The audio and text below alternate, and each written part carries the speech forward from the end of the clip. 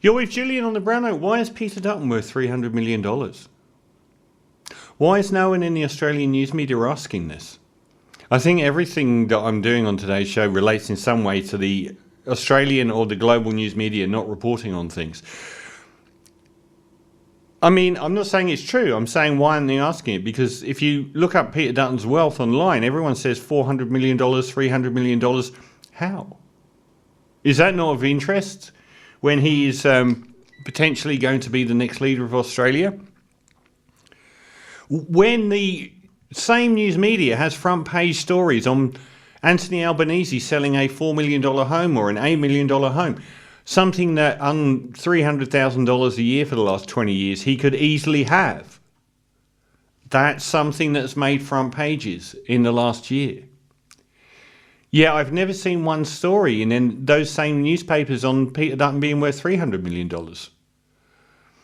As though Anthony Albanese is squirreling away some vast fortune somewhere when he has every single financial thing that he's ever done plastered all over the mainstream news media. Why does no one even investigate these things when it comes to the Liberals?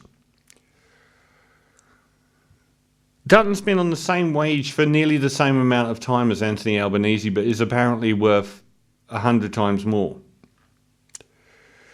How is he the richest politician in Australia above Malcolm Turnbull? How did he leave the police force in, he wasn't the leader of the global police force, he was the leader of a certain part of the Queensland police, and has worked full-time for the taxpayer ever since, to a degree. How has he had spare time to amass this massive fortune? If you work in a job, you have to provide that job with, if you're earning 50 times that wage in another job, you have to explain that to them. I would say doubly so for a politician. Well, why don't we have these, particularly for the Liberal Party, why don't we have these financial disclosure laws that seem to investigate these things?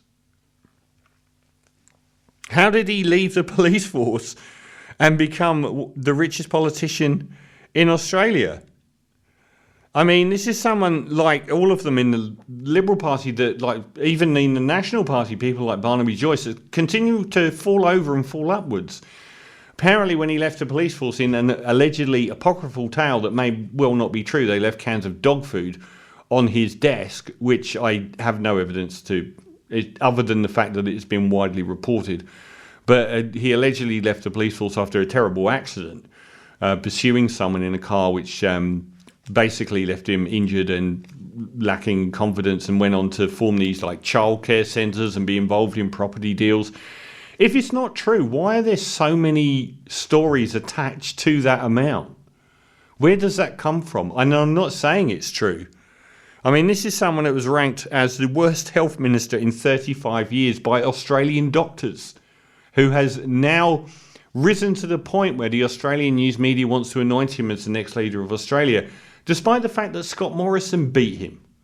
Anthony Albanese beat Scott Morrison. So we've got the person that lost to Scott Morrison according to the Australian news media, is the best choice to run this country. The Australian Doctor magazine says 1,100 readers took part in the survey and quoted one GP as saying Dutton will be remembered as the dullest, least innovative and most gullible health minister.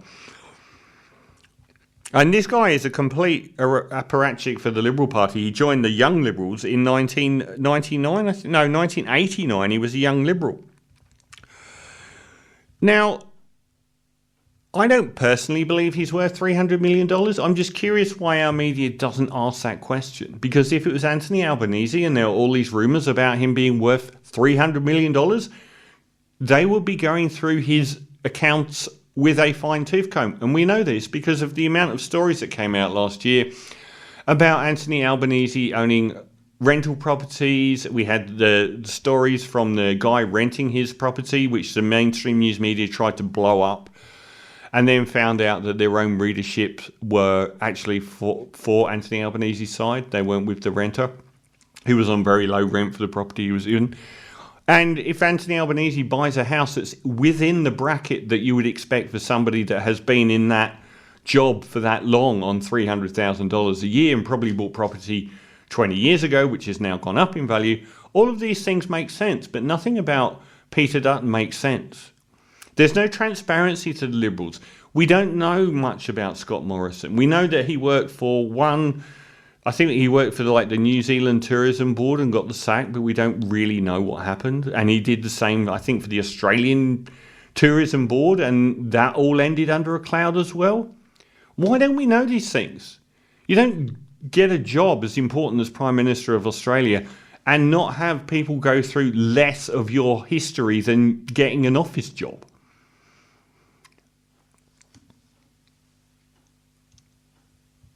We do know that he travels on private jets to see Gina Rinehart quite frequently, Australia's richest woman. His promotion of the nuclear industry has received scant attention for his motives to do so. We've just been ingesting his really bad costings, which are... I thought it was funny when the CSIRO, or whatever they're called, came out with their costings which were double what Peter Dutton had said. The international agency said theirs were half as big as it actually will cost to build the nuclear reactors, based on the Western world and the fact that virtually every single nuclear facility has gone dramatically multiple times over budget and over the time frame that it was alleged to have been built in, including, I think, the latest one being pulled out of entirely.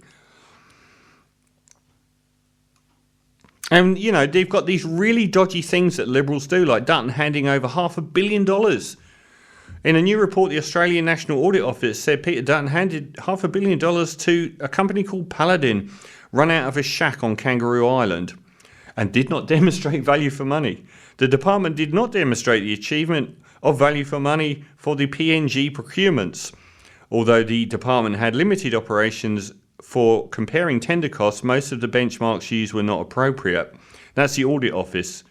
They paid Paladin $532 million when Peter Dutton was last in office for a contract that lasted 801 days, $664,000 a day.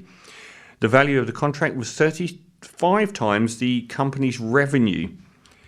They never, ever use transparency on the Liberal side of the fence. Now, I've said that I don't believe personally that it's possible for Peter Dutton to be worth $300 million. If he is worth that much, he should be kicked out of politics, because God knows what he's done when he was supposed to have been working for the taxpayer. But why don't we have this transparency? We insist on this incredible transparency when it comes to the other side of politics, yet someone like Peter Dutton and Scott Morrison exist in this netherworld where apparently journalists don't really care to ask.